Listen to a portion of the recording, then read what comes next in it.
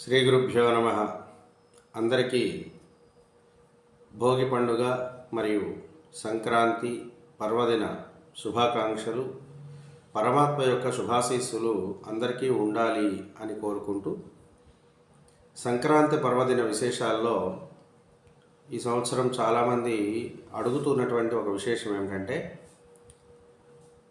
పండుగ రోజు ఏదో కీడుతో వస్తున్నది కాబట్టి ఈ సంవత్సరం సంక్రాంతి పండుగ కీడు పండుగట కనుక ఆడపిల్లలు ఉన్నవాళ్ళు, ఒక ఆడపిల్ల ఉంటే గాజులు ఇచ్చుకోవాలి, ఒక అబ్బాయి ఉండి ఆడపిల్లలు ఉన్నవాళ్ళు గాజులు పంచుకోవాలి, ఇట్లాంటివేవో కొన్ని రకాలైనటువంటి విషయాలు చెబుతూ ఉన్నారండి. ఇట్లాంటి వాటన్నిటికీ సంబంధించి అసలు ఇవన్నీ ఉన్నాయా, వాస్తవంగా వీటికి ఏమైనా పరిష్కారాలు ఉంటాయా, లేకపోతే ఈ పని అంటే గాజులు ఇచ్చుకోవడం, మార్చుకోవడం ఇట్లాంటివన్నీ చేయాలా అనేటువంటి ఒక విషయాన్ని గురించి అడగడం జరుగుతూ ఉన్నది. దీని గురించి ప్రజలందరికీ కూడా ముందుగా ఉండవలసినటువంటి ఒక అవగాహన ఏమిటంటే, ఈ సంప్రదాయాలన్నీ మనం పాటించేటువంటి వాళ్ళు ఎవరు అంటే కేవలం హైందవ సంప్రదాయంలో ఉన్నటువంటి వాళ్ళు. హిందూ సమాజం అంతా కూడా ఇట్లాంటి ఆచారాలు పాటించడం అనేది కనిపిస్తోంది. అది మంచిదా చెడ్డదా అనే విషయం పక్కన పెడితే, అసలు ఇలాంటి ఆచారాలు పాటించేటువంటి లక్షణం ఉన్నటువంటి జాతి భరత జాతి అయితే, దాంట్లో హైందవ సమాజం ఏం చేస్తోందంటే సనాతనంగా వస్తూ ఉన్నటువంటి కొన్ని అలవాట్లను, ఆచార సంప్రదాయాలను పాటించడం అనేది ఖచ్చితంగా కనిపిస్తుంది. ఈ మధ్యకాలంలో దాదాపుగా ఒక 10-15 సంవత్సరాల క్రితం నుంచి దాదాపు ఇట్లాంటి విషయాలు ఎక్కువగా కనిపిస్తున్నాయండి.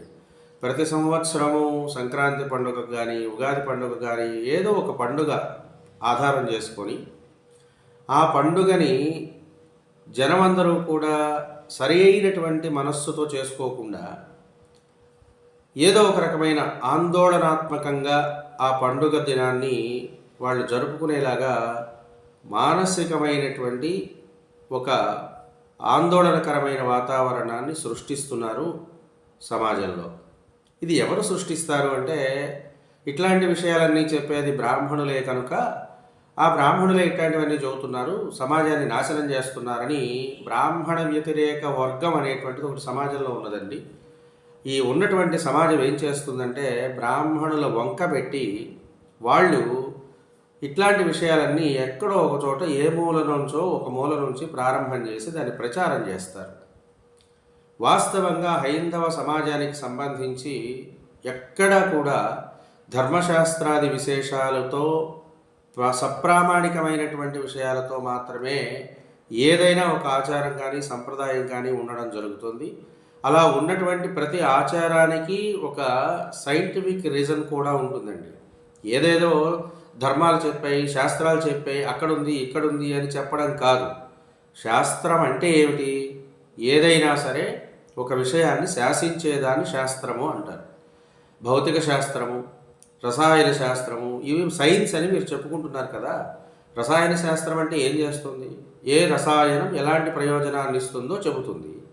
నీవు ప్రయోగం చేస్తున్నావు, నీకు ప్రయోగం చేయడం చేత అయింది కనుక రసాయన శాస్త్రంలో అమ్ముతున్నావు. నీకు చేతగాని విషయం ఏదైతే ఉన్నది అంటే హైందవ సంప్రదాయంలో ఆచరిస్తున్నటువంటి జ్యోతిష శాస్త్రము, అలాగే వాస్తు శాస్త్రము, అట్లాగే ధర్మశాస్త్రములు, ఇట్లాంటి వైదిక సంబంధమైనటువంటి స్మృతి, శృతి, పురాణ, ఇతిహాసాది విశేషాలలో చెప్పబడిన అన్ని రకాల విషయాల్ని వ్యతిరేకించడం అనేది జరుగుతోంది. ఎవరు వ్యతిరేకిస్తారు ఇట్లా అంటే, పాషండ లక్షణాలు కలిగినటువంటి వాళ్ళు ఉంటారండి. ఇంత కఠినమైనటువంటి మాటలు మాట్లాడుతున్నారని దయచేసి తప్పుగా అనుకోవద్దు. మనం తెలుసుకోవడం లేదు. మనం ఇంట్లో ఒక మొక్క నాటినప్పుడు దానికి ఏదైనా ఒక చిన్న తామరో మరొకటో దానికి సంబంధించినటువంటి మొక్క నాటినప్పుడు ఆ మొక్కకి ఏదైనా ఒక తెగులు వచ్చిందనుకోండి, మనం ఏం చేస్తాం? ఏదో ఒక మందులు వేసి ఆ తెగులు తగ్గించడానికి ప్రయత్నం చేస్తాం. ఆ తెగులు పోకుండా అది పక్కవాటికి కూడా అంటుకునే పరిస్థితి వచ్చిందనుకోండి, ఆ తెగులు దేనికి వచ్చిందో ఆ మొక్కని తీసి పారేయడానికి మనం వెనకాడం. కానీ హైందవ సమాజంలో ఉన్నటువంటి పెద్ద లోపం ఏమిటంటే, మన ఇంట్లో పెరుగుతున్నటువంటి కలుపు మొక్కలు. అంటే ఇప్పుడు నేనే ఉన్నాను అనుకోండి, నాకు సంబంధించి నా పిల్లవాడికి నేనేం చేయాలి? నేను నా సాంప్రదాయాన్ని, నేను పాటిస్తున్నటువంటి విషయాల్ని, నేను అనుసరిస్తున్నటువంటి ధర్మాల్ని, వాటి యొక్క గొప్పతనాన్ని చెప్పగలిగి ఉండాలి, చెప్పాలి. ఎందుకు అలా చెప్పాలి అనంటే, మన ఇంట్లో ఉన్న గిన్నెని మనం శుభ్రం చేసుకోలేదనుకోండి, అందులో వంట చేసుకొని తినాల్సింది కూడా మనమే కదా రేపొద్దున. కావాలన్నా దానివలన అనేక రకాల ఇబ్బందులు మనమే కదా పడాలి, అనారోగ్య బాధలన్నీ కూడా. ఇట్లాంటి విషయాలు చెప్తే చాలా కష్టంగా ఉంటుంది సమాజానికి వినడానికి. కానీ ధర్మాన్ని ఆచరించండి అని చెబుతుంటే బ్రాహ్మణులు చేసినటువంటి విషయాలు ఇవన్నీ. బ్రాహ్మణులందరూ కలిసి సమాజాన్ని నాశనం చేశారు, బ్రాహ్మణులందరూ కలిసి మాకు వేదాల్లో ఉన్న విషయాన్ని చెప్పలేదు, మాకు మంత్రాలను చదువుకోనివ్వలేదు, బ్రాహ్మణులందరూ కలిసి సమాజాన్ని సర్వనాశనము చేశారని ముద్ర వేస్తున్నటువంటి ఈ సమాజంలో ఇవాళ నిజంగా బ్రాహ్మణులందరూ నిజంగా ఎందుకు నేను బ్రాహ్మణ పుట్టక పుట్టానా అనుకునేటువంటి ఒక దౌర్భాగ్యపు స్థితిని కల్పిస్తున్నారండి. కారణం ఏమిటి అనంటే, వైద్యుడు వైద్యుడే, నర్సు నర్సే. ఇది తేడా రాదు, ఎక్కడా కూడా రాదు. డాక్టర్ కోట్ వేసుకున్నంత మాత్రాన నర్సు డాక్టర్ అయిపోదు, డాక్టర్ నర్సుగా ఉండలేడు. అలాగే సమాజంలో కూడా కొన్ని విషయాలు ఎలా ఉంటాయంటే, ఒక ధర్మాన్ని ఆచరించేటప్పుడు ఏం చెప్పారు? యశ్ శాస్త్ర విధిముత్సృజ్య వర్తతే కామకారత అని చెప్పారు కదా. ఏ విషయాన్నైనా ఒక శాస్త్రాన్ని అనుసరించి చేయండి. ఫిజిక్స్ మాస్టర్ ఫిజిక్స్ చెప్పగలడండి, మ్యాథ్స్ మాస్టర్ వచ్చి ఫిజిక్స్ చెప్తే ఎలా ఉంటుందో, మిగిలినటువంటి వాళ్ళు, చదువుకున్నటువంటి వాళ్ళు, ధర్మశాస్త్రాలు తెలిసినటువంటి వాళ్ళు మాట్లాడితే దాని విషయం తెలుస్తుంది. అది మానేసి ఏదో పనికి మాలినటువంటి పుస్తకాలు చదువుకొని ప్రామాణిక లక్షణాలు లేకుండా, అదేమంటే సంస్కృతాన్ని తిడతారు. బ్రాహ్మణులందరూ సంస్కృతంలో ఉన్న పుస్తకాల్లో ఏదో ఉందని చెప్తారు. సంస్కృతంలో ప్రతివాడు మంత్రాలకు అర్థాలు చెప్పేవాడు, వేదాలకు అర్థాలు చెప్పేవాడు. వాళ్ళకి ఏం తెలుసని మాట్లాడతారో తెలియదు. వివాహ వ్యవస్థే దరిద్రం అంటారు, వివాహ వ్యవస్థలో ఉన్న మంత్రాలన్నీ దౌర్భాగ్యం అంటారు. ఏమి తెలిసి మాట్లాడుతున్నారో, ఎందుకు మాట్లాడుతున్నారో అనేటువంటి ఇంగిత జ్ఞానం ముందు వినేవాళ్ళకి లేకుండా పోయిందండి సమాజంలో. ఎంత ఆవేదనతో మాట్లాడాల్సి వస్తుందంటే ఇట్లాంటి విషయాల్ని. ప్రతి సంవత్సరము ఏదో ఒక పండుగ కీడుతో వస్తుంది. ఎందుకు వస్తుందండి? కీడుతో వస్తే దాన్ని పండుగ అంటారా? అసలు పండుగ అనేటువంటిది ఎందుకు అంటే, ఎవరైనా సరే ఒక పనిని చేస్తున్నప్పుడు, ప్రతిరోజు మనం నడుస్తూ ఉన్నప్పుడు, ఆ నడిచేటువంటి దారిలో కొన్ని రకాలైనటువంటి పుణ్యకర్మలను ఆచరించుకోవాలి. ఆ రోజుకు ఒక ప్రత్యేకతని ఏర్పాటు చేసుకోవడం ద్వారా ఆ పండుగ రోజున కొన్ని రకాలైనటువంటి నియమాలు పాటిస్తాము, కొన్ని ధర్మాలని ఆచరిస్తాము, కొన్ని రకాలైనటువంటి పనులు చేసుకోవడం ద్వారా ఆనందపరమైనటువంటి యొక్క స్థితిని కలిగి ఉంటాం. అందుకే కదా చేసుకుంటాము. ప్రతిదానికి birthday, death day, mother's day, father's day, friends day. ఏమిటి డేలన్నీ అంటే వాస్తవంగా చెయ్యవలసినటువంటి విషయాలు. పూర్వంలో పుట్టినరోజు పండుగ అంటే ముందు పిల్లవాడికి తలస్నానం చేయించి, ఆ తల్లి ఏ పంచదారో పలుగు బెల్లమో తీపి పదార్థం ఏదో ఒకటి నోటికి పెడితే అది తిని, ఆ పిల్లవాడిని తండ్రి తీసుకొని ఒక దేవాలయానికి వెళ్ళి వాడి పేరుతో పూజ చేయించి ప్రశాంతంగా ఉంచి తిరిగి ఇంటికి తీసుకొని వస్తే, ఆ పిల్లవాడికి తల్లిదండ్రులకు నమస్కారం చేయించుకొని, ఆ నమస్కారం చేసిన సమయంలో ఆ తల్లిదండ్రులు ఇద్దరు వాడికి అక్షింతలేసి దీర్ఘాయువుగా ఉండరా నాయన అని ఆశీర్వదిస్తే వాడికి అది అలవాటై, ఇప్పుడు పుట్టినరోజుని కేకులు తెచ్చి కొవ్వొత్తులు అర్పిస్తే వాడి బతుకేమవుతుందండి? ఆలోచించండి ఒక్కసారి. దీపాలు పెట్టేయాల్సినటువంటి రోజుల్లో దీపం ఆర్పిస్తున్నారు కదా, దానివల్ల కలుగుతున్న ప్రయోజనం ఏమిటి? అదేమంటే ఫ్యాషన్ అంటారు, నాగరికత అంటారు, లేకపోతే ఇట్లాంటివన్నీ కూడా తెలుసుకోవాలి, చదువుకోవడం. ఏమిటంటే చదువుకోవడం అంటే ఏంటి అసలు? అంటే పుస్తకాల్లో ఉన్నదాన్ని చదివేసి, ఏదో ఒక పుస్తకంలో ఉన్న విషయాన్ని చదివేసి నీకు తోచినట్టుగా వ్యాఖ్యానం చేయడమా చదువుకోవడం అంటే? ఎన్ని రకాలైనటువంటి విషయాలు, ఎన్ని రకాలైనటువంటి ధర్మాలు, శాస్త్రాలు, మనకు ఎంత చక్కనైనటువంటి ఒక సంపద, ఆ సంపదని విమర్శిస్తుందే సమాజం. అదేమంటే మీరే బ్రాహ్మణులు చెప్పారండి. ఎవడు చెప్పాడు? ఆ చెప్పినటువంటి బ్రాహ్మణుడు ఎవడు? వాడిని బయటికి తీసుకొచ్చి నుంచోబెట్టండి చేతనైతే. అది కుదరదే. బ్రాహ్మణుడు అనేవాడు ఒక విషయం చెప్పినా అది ఎలాంటి విషయం చెబుతాడు అంటే, అది సమాజానికి హితంకరమైనదైతేనే చెబుతాడు. ఒకవేళ హితంకరము కాకపోయినా అది నీకు ప్రమాదం చెయ్యదు అనుకున్నప్పుడే ఇది చెయ్యొచ్చు అని చెబుతాడు. అంతే తప్ప ఇతరులకు ప్రమాదకరమైనటువంటిది బోధించడం కానీ, వాడు నాశనమయ్యేటువంటి విషయాన్ని చెప్పడం కానీ చెప్పేవాడు అసలు బ్రాహ్మణుడు కాదండి. వాడు బ్రాహ్మణుడు అని అనరు. బ్రహ్మజ్ఞానము కలిగినటువంటి వాడినే బ్రాహ్మణుడు అని అంటారు కదా. పనికిమాలినటువంటి వాళ్ళందరూ ఇట్లాంటి వ్యవస్థల్లోకి వచ్చేసి పుస్తకాలు వేసేసుకొని మంత్రాలు చదివేసి, పుస్తకాలు వేసేసుకొని ధర్మాలు చదివేసి ఏం తెలుసని మాట్లాడతారు? ఎందుకు మాట్లాడతారు? వేదాలంటే ఏమిటి, వాటిలో ఉన్న విషయం ఏమిటి, వాటి సమగ్రమైనటువంటి ఆలోచనలు ఏంటి? మహారుష్యాదులంతటి వాళ్ళు, సంస్కృత మహాపండితులైనటువంటి వాళ్ళే ఈ రోజుకు వ్యాఖ్యానాలు చెప్పలేనటువంటి ఒక స్థితిలో ఆ మూలాలన్నీ కూడా ఉంటే ఏం తెలుసని మీరు వాటికి అర్థాలు చెప్తారు? ఏం తెలుసని వాటిల్లో ఉన్నటువంటి విషయాలు మీరు విమర్శిస్తారు? ఎందుకు ఇలా చేయాల్సి వస్తుంది?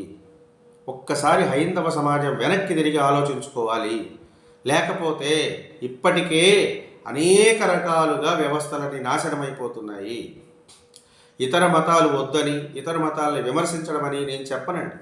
కానీ వాళ్ళ మతాన్ని వాళ్ళు ఎలా పెంపొందింపజేసుకుంటున్నారనే విషయాన్ని ఇంగితంతో ఆలోచించి తెలుసుకోండి అని చెప్తున్నాను. గుడికి వెళ్తే నష్టమేమొస్తోంది? నిజంగానే చర్చికి వెళ్ళి ఒక ఫాదర్ ద్వారానో ఇంకొకటో ప్రార్థన చేయించుకుంటే రోగాలు అసలు లేకుండా పోతే, స్వస్థత చేకూరిపోతే హాస్పిటళ్ళ చుట్టూ ఎందుకు తిరగడం? మరి ఆ విషయం చెబుతున్నటువంటి వాళ్ళే వెళ్ళిపోయి హాస్పిటల్లో ఎందుకుంటున్నారు? వాళ్ళందరూ కూడా డాక్టర్ల దగ్గరికి వెళ్ళేది ఎందుకు? మందు బిళ్ళలు ఎందుకు వేసుకుంటున్నారు? ఇంట్లో కూర్చొని ప్రార్థనలు చేసుకుంటే తగ్గిపోతుంది కదా. కానీ ఆ పని చేస్తున్నారా? చేయట్లేదే. అదేమంటే మేము స్వస్థత చేకూరుస్తాము, లేకపోతే ఇంకోటి చేస్తాము. వాళ్ళని ప్రత్యేకంగా విమర్శించట్లేదండి. ఎవరు చెప్పేటువంటి విధానంలో వాళ్ళు చెప్తారు. బైబిల్ చెప్పినా, ఖురాన్ చెప్పినా, భగవద్గీత చెప్పినా ఏం చెప్పింది అనంటే మీరందరూ కూడా ఒక ఆధ్యాత్మిక భావనతో బతకండి అని చెప్పింది. అందరూ కూడా ఒక భగవత్ సంబంధమైనటువంటి మార్గ అన్వేషులుగా బతకండి అని చెప్పింది. మనుషులందరూ కూడా ఈ భౌతికమైనటువంటి ప్రపంచంలో ఉన్న ఏదీ శాశ్వతము కాదని, పరమాత్ముని యొక్క పరమపదము మాత్రమే శాశ్వతమని, దాని యందు మనస్సు లగ్నం చేయడం కోసం కొన్ని దారులను చూపించింది. అలా చూపించినటువంటి దారులు మనకు హైందవ సమాజంలో వందలు వేలు ఉన్నాయండి. ప్రతి వాళ్ళు మీరే చెప్పారు కదండి, అది మీరే చెప్పారు, ఇది మీరే చెప్పారు, అలా మీరే చెప్పారు, ఇలా మీరే చెప్పారంటే ఒకటి గుర్తుపెట్టుకోండి. ఒక పిల్లవాడికి విషయాన్ని మనం బోధిస్తున్నప్పుడు ఆ ఈ ఉ అని చెప్తే వాడికి అర్థమవుతుంది. మొదట్లోనే పెద్ద పెద్ద వాక్యాలు, అర్థాలు, పదాలు చెప్పేసి దాంట్లో ఇదిగో ఆ ఎక్కడుందో ఎతుకురా, బి ఎక్కడుందో ఎతుకురా అని చెప్పామనుకోండి, వాడికి తెలుస్తుందా? తెలియదు కదా. అందుకని పిల్లవాడికి చెప్పే విధానంలో పిల్లవాడికి చెప్పాలి, కొంచెం పెద్దవాడికి చెప్పే విధానంలో పెద్దవాడికి చెప్పాలి. విషయం కొద్దిగా అవగాహన ఉన్నవాడికి ఎలా చెప్పాలో అలాగే చెప్పాలి. వృద్ధులైనటువంటి వాళ్ళకి ఎలా చెప్పాలో అలాగే చెప్పాలి. స్త్రీలకు ఎలా చెప్పాలో అలాగే చెప్పాలి. అంతే తప్ప మేము అందరికీ ఒకటే ఘాటుని కట్టేసేస్తామండి, అవే అక్షరాలు కదా అని అంటే అది ఎంతవరకు సమంజసమైన విషయం అని మీరు ఆలోచించుకోండి. మేము చెప్పాల్సిన అవసరం లేదు. కానీ సామాజికంగా ఇట్లాంటి దౌర్భాగ్యపు ప్రచారాలన్నీ చేస్తూ, మన పండుగల మీద దుమ్మెత్తి పోస్తూ, హైందవ సమాజం వాళ్ళు ఆచరిస్తున్నటువంటి సంప్రదాయాల మీద మట్టి పోస్తూ, సమాజం మీద ఉన్నటువంటి ఆచార వ్యవహారాలన్నింటినీ విమర్శిస్తూ, హిందువుల మనస్సులో ఒక వ్యతిరేక భావాన్ని తీసుకొని వస్తూ, భగవంతుడంటే వ్యతిరేకత తీసుకొస్తూ, నాస్తికత్వం వైపుకి అడుగులు వేయకుండా మరలా వాడిని ఇతర పాషండ మతాల వైపుకి మరలుస్తూ, వాళ్ళందరినీ కూడా ఏం జరుగుతోంది అని అక్కడికి వెళ్ళిన వాళ్ళకి తెలిసి కూడా బయటపడలేకుండా భయపెట్టేస్తూ, ఎక్కడైనా హైందవ సమాజంలో నువ్వు చర్చికి వెళ్ళి ప్రసాదం తినొద్దు అని చెప్పారండి? వాళ్ళు చెప్తున్నారే గుడికి వెళ్ళి ప్రసాదం తినొద్దని. ఎక్కడైనా ఇతర జాతుల వాళ్ళని గుడి దగ్గరకు రావద్దని చెప్పారండి? గుళ్ళోకి రమ్మనమనే చెప్తున్నారు. వాళ్ళ గుళ్ళోకి రమ్మనమంటే ఉద్దేశం ఏమిటంటే గర్భాలయం లోపలికి వెళ్ళి దేవుణ్ణి ముట్టుకోవడం ఉద్దేశం. మనం ముట్టుకుంటున్నామా? హైందవ సమాజంలో ఉండి మనం గుళ్ళోకి వెళ్ళి గర్భాలయంలోకి వెళ్ళి పట్టుకొని అన్ని గుళ్ళల్లోకి వెళ్ళి చేస్తున్నామండి? చేయం కదా. మనం గర్భాలయం అంటే అది ఒక పవిత్ర స్థానమని, అందులో భగవంతుడి యొక్క నివాసమని, దానికి కొన్ని నియమాలు, కొన్ని నిర్దిష్టలు ఉన్నాయని భావించి పరమ పవిత్రమైనదిగా భావిస్తున్నాం కనుక మనం అందరం లోపలికి వెళ్ళి అల్లరి చేయకూడదు, ఆగం చేయకూడదని నియమం పెట్టుకున్నాం అక్కడ. అది తప్పంటే ఎలాగా? దాన్ని తప్పంటారే, దాన్ని పాటిస్తే తప్పంటారే. అదేమంటే బ్రాహ్మణుడు గుళ్ళో ఉండాలా, మిగిలిన వాడు బయట ఉండాలా అని ఒక విమర్శ తీసుకొస్తే వీటిని విమర్శలు అనరండి. వీటిని ఏమంటారంటే వితండవాదాలు అంటారు. నేను మాంసం తినను, నా ఇష్టం నాది, నీకేం బాధ? మేము మడిగట్టుకొని ఉండాం, మేము స్నానం చేసి ఉండాం. వండుకో, ఎవరొద్దన్నా? నువ్వు స్నానం చేసి వండుకుంటే నీకు శుభ్రంగా ఉంటుంది, నాకేంటి దానివల్ల ఉపయోగం? ఒకసారి ఆలోచించి చూడండి. ఎవరి నియమాలు వాళ్ళవి. మన నియమాన్ని మనం వదిలిపెట్టుకొని పక్క వైపుకి వెళుతున్నామంటే పక్కన వాడి తప్పు కాదండి. ఇక్కడ మన యొక్క మానసికమైనటువంటి దౌర్బల్యమే దీనికి కారణము. ఇది స్పష్టం. మన హైందవ సమాజంలో ఉన్నటువంటి పెద్దలందరూ పిల్లలకి కనీసం నేర్పండి. ప్రార్థన చేస్తున్నాం నమస్కరించి. అందరూ కూడా ఎన్ని రకాలైనటువంటి ధర్మాలు, ఎంత చక్కని వ్యవస్థ మనది. ఇంత చక్కటి వ్యవస్థలో ఉన్నతమైనటువంటి భావజాలాన్ని కలిగి ఉండాల్సింది పోయి ఎవడో ఏదో విమర్శిస్తే దాన్ని పట్టుకుని వాళ్ళొచ్చి వీళ్ళొచ్చి మాట్లాడుతూ ఉంటే ఏం మాట్లాడతారు? ఎందుకు ఇలాంటివన్నీ చేస్తున్నారు? గాజులు మార్చుకోండి, కీడు పండగని గాజులు మార్చుకోవటం ఏంటండి? అసలు హైందవ సంప్రదాయంలో ఆడపిల్లకి పసుపు కుంకం పెట్టడం అనేది ఒక పవిత్ర భావన. ఎప్పుడు పెడితే ఎవరొద్దన్నారు? ఎప్పుడు పెట్టొద్దన్నారు? అసలు పండగకు కీడు రావడం ఏంటండి? అసలు దాని ధర్మం ఏమిటండి? విషయం తెలియని వాడు విషయాన్ని చదివి చెబితే ఇలాగే ఉంటుంది. కాబట్టి పుస్తక జ్ఞానం అనేటువంటిది పరమావధి కాదు. గురుముఖత విద్య నేర్చుకోవాలి. గురుముఖమైనటువంటి ఆచార్యముఖమైనటువంటి సత్సంప్రదాయ సిద్ధమైనటువంటి విద్యా విధానాన్ని ఎవరైతే అవలంబిస్తున్నారో వాళ్ళు మాత్రమే సరిగ్గా విషయాలు చెప్పగలరు. మీరు వాళ్ళని పట్టుకోకుండా ఎవరెవరో చెప్పింది, ఏదేదో చెప్పింది వినేసుకుని మీ పంచాంగాల్లోనే తేడాలు ఉన్నాయట, మీ పంచాంగాల్లోనే తేడాలు రాస్తున్నారు, సిద్ధాంతులు తేడాలు రాస్తున్నారంటే అవసరం లేని విషయం ఇది. ఒక మ్యాథ్స్ మాస్టర్ ఉన్నాడు అనుకోండి, ఒక లెక్క ఒక విధానంలో చెబుతాడు. ఇంకొక మ్యాథ్స్ మాస్టర్ ఉంటే దానికి ఆయనకు అనుగుణమైనటువంటి విధానంలో ఆయన చెబుతాడు. ఆన్సర్ ప్రధానం తప్ప నువ్వు చేసినటువంటి విధానంలో తప్పొప్పులు, ఫార్మాలిటీస్ ఇట్లాంటి వాటిల్లో ఆ లెక్కలు చేసేటప్పుడు ఇచ్చినటువంటి ఫండమెంటల్ రూల్స్ విషయంలోనూ ఎక్కడ తేడాలు ఉండవే. అన్ని చోట్ల రూలే. కానీ ఆచరించడానికి వచ్చేసరికి ఎవరికి అనుకూలమైనటువంటి విధానంలో వాళ్ళు ఆచరించుకోవడం కోసమే అనేక విధానాలు వచ్చాయి. అది మానేసి మేము గుళ్ళోకి వెళ్ళాము, 100 కొబ్బరికాయలు కొట్టాము, నాకేం ఉపయోగపడలేదు, నేను గుళ్ళోకి వెళ్ళాకపోతే ఎవరికో ఏదో ఉపయోగపడకపోతే దాని సమాజానికి మొత్తాన్ని ఆపాదించడం ఏంటండి? అసలు ఎందుకు ఉపయోగపడలేదంటే వాడికి మానసికమైనటువంటి దౌర్బల్యం ఉన్నది, వాడికి మనసు నిలకడలేదు. నేను గుళ్ళోకి వెళ్తున్నాను 100 కొబ్బరికాయలు కొట్టుకుంటున్నానని 100 మందికి చెబుతాడు వాడు. ఎవరి కోసం కొడతావు 100 కొబ్బరికాయలు? దేవుడి కోసమా, నీ కోసమా? నీ మనస్సు నీకు సిద్ధం లేకుండా, నీ మనస్సు నిర్మలత్వం లేకుండా, నువ్వు చేసే పని మీద నీకు శ్రద్ధ లేకుండా పనిచేసి నాకు అది ఉపయోగపడలేదు కాబట్టి నేను వేరే దగ్గరికి వెళ్తున్నాను అని అంటే అది కరెక్టేనా? ఒకసారి ఆలోచించండి. అందులో ఉండి బాగున్న వాళ్ళని నువ్వు ఎందుకు తీసుకోవట్లేదు? ఆ పనిని చేస్తూ నువ్వు వాళ్ళని అనుసరిస్తూ ఉన్నటువంటి వాడు, దాంట్లో ఉండి ఉన్నతంగా ఉన్నవాడు నీకు ఎందుకు కనిపించట్లేదు? కారణం ఏంటంటే లోపం ఎదుటి వాళ్ళది కాదండి, నీ మనస్సు. కాబట్టి నీ మనస్సు నిలకడ చేసుకోవడం కోసమే మన ధర్మశాస్త్రాది గ్రంథాలన్నీ ఉన్నాయి. ఈయనేంటి పండగ రోజు ఇలా మాట్లాడుతున్నాడు అనుకోకండి దయచేసి. ఈ మాట విన్న దగ్గర నుంచి మనసు చాలా కలతకి గురయ్యి ఇలాంటి విషయాలు చెప్పాలనిపిస్తుంది. కీడు పండుగ, అసలు పండుగకి కీడనే పదాన్ని ఎవడు తగిలిస్తాడు? హిందూ సమాజంలో ఉన్నటువంటి హైందవ వ్యక్తులు ఎవరైనా ఇలాంటి మాటలు చెబుతారా? కీడు పండుగ ఏంటండి? అసలు పండుగకు కీడేంటి? కీడు ఉంటే అది పండుగ ఎలా అవుతుంది? అవదు కదా. ఆలోచించండి ఒక్కసారి. ఆ మాట బ్రాహ్మణులు ఎలా చెప్తాడు? ఇలాంటిది ఎక్కడి నుంచి పుట్టింది? దానికి మూలం ఎక్కడుంది అంటే మనలోనే కలిసిపోయి ఇతర వ్యవహారములు, ఇతర వ్యవస్థలలో ఉన్నటువంటి మానవులు కొంతమంది మనల్ని ఎలాగా చెడగొట్టాలో చూస్తూ ఆ చెడగొట్టేటువంటి ఒకనొక రకమైనటువంటి ఒక నియమంతో వాళ్ళు పనిచేస్తున్నారు. వాళ్లకు ఉన్నటువంటి కట్టుబాటు మనకి లేకుండా పోయిందే.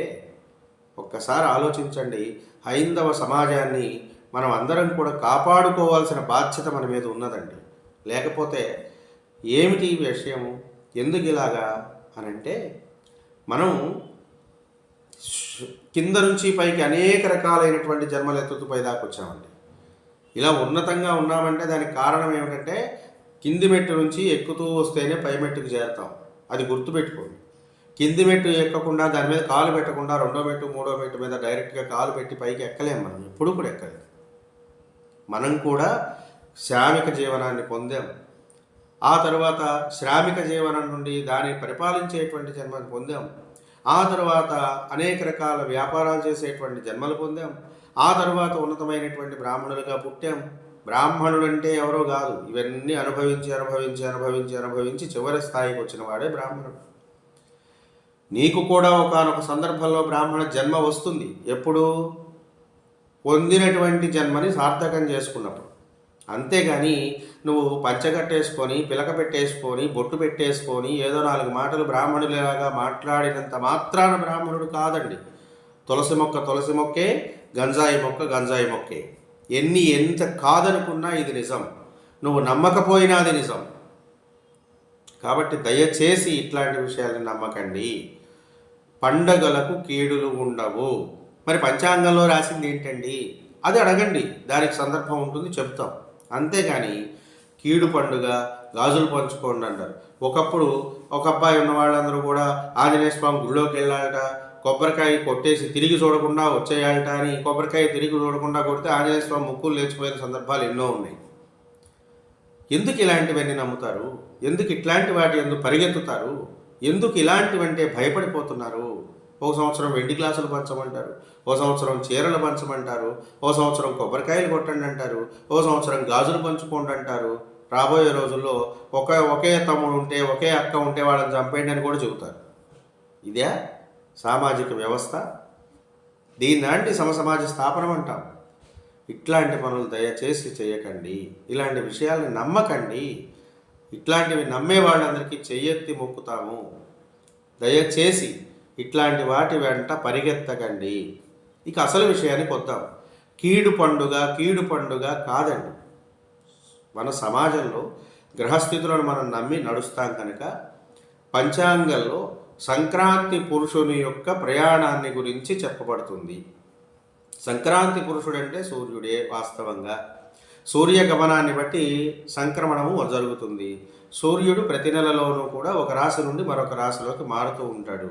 ఇలా మారేటువంటి సందర్భాలలో సూర్యుడు ధనురాశిలో నుంచి మకర రాశిలోకి ప్రవేశిస్తున్నాడు కనుక మకర సంక్రమణము అని దాన్ని పిలువబడుతోంది.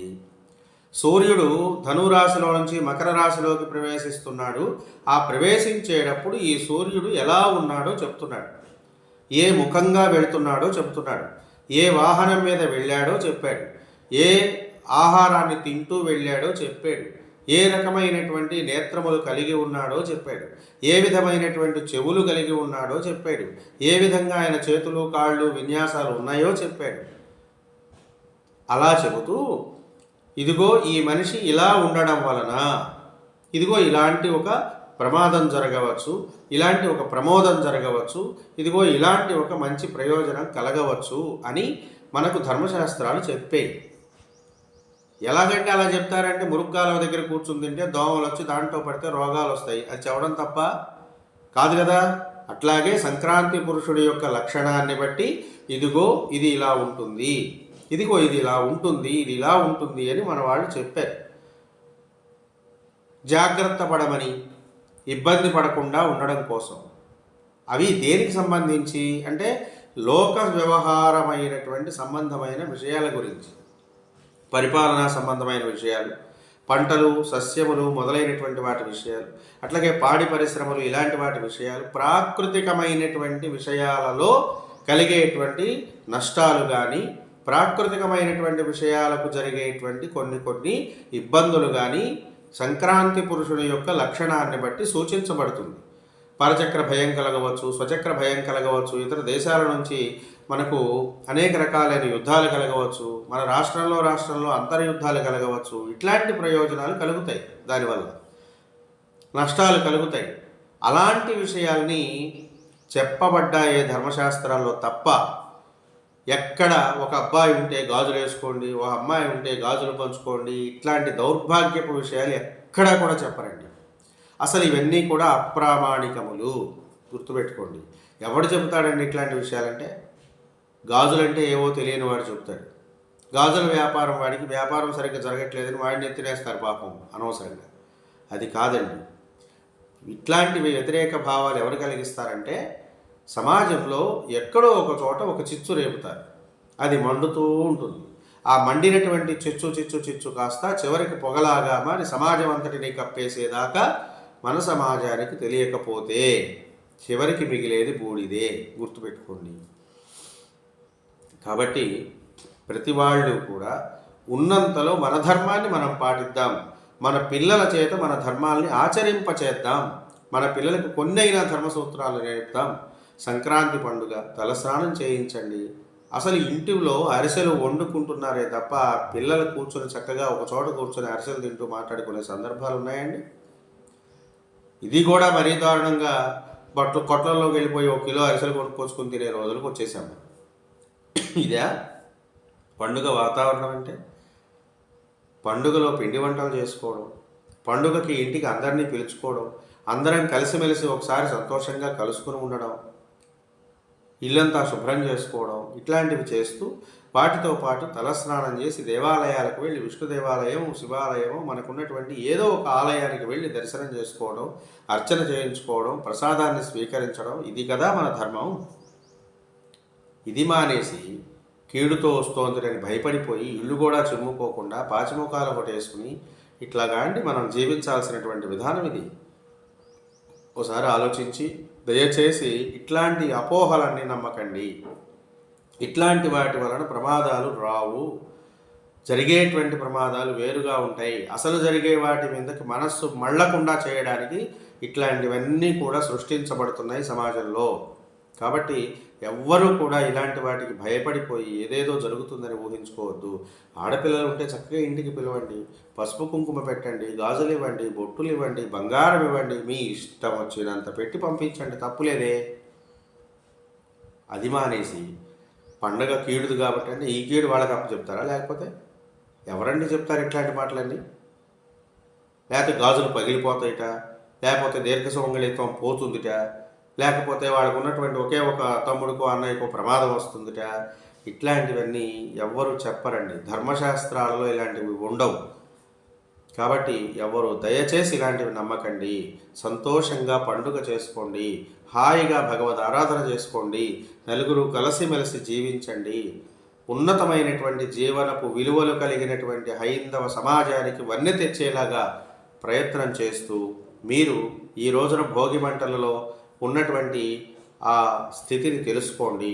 ఆ భోగి మంటలలోనే ఇట్లాంటి దౌర్భాగ్యపు మానసికమైనటువంటి దౌర్బల్యాన్ని తెచ్చే విషయాలన్నింటినీ వేసి తగలబెట్టండి. ఉన్నతమైనటువంటి స్థితిలోకి వెళ్ళండి. సంక్రాంతి పండుగ నూతన కాంతులను అందించేదిగా తీర్చిదిద్దుకోవలసిందిగా అందరికీ మరొక్కసారి మంగళాశాసనం చేస్తూ, ఈ మాట్లాడినటువంటి మాటల్లో ఎవరికైనా మనసు నొచ్చుకున్నా, ఇబ్బందికరంగా అనిపించినా, బాధ కలిగినా, మమ్మల్ని తిడుతున్నారనుకున్నా నన్ను మన్నించవలసిందిగా తెలియజేస్తూ ప్రార్థన చేస్తూ, ఈ విషయాల్ని మన ధర్మాన్ని పాటించేటువంటి వారందరికీ తెలియచెప్పాలన్న ఉద్దేశ్యంతోనూ చెప్పడం జరుగుతోంది. ఇతరులను విమర్శించడం కోసం నేనైతే చెప్పట్లేదు. దయచేసి ఇతరులను విమర్శిస్తున్నట్టుగా ఎవరు భావించవద్దని మరొక్కసారి తెలియజేస్తూ స్వస్తి.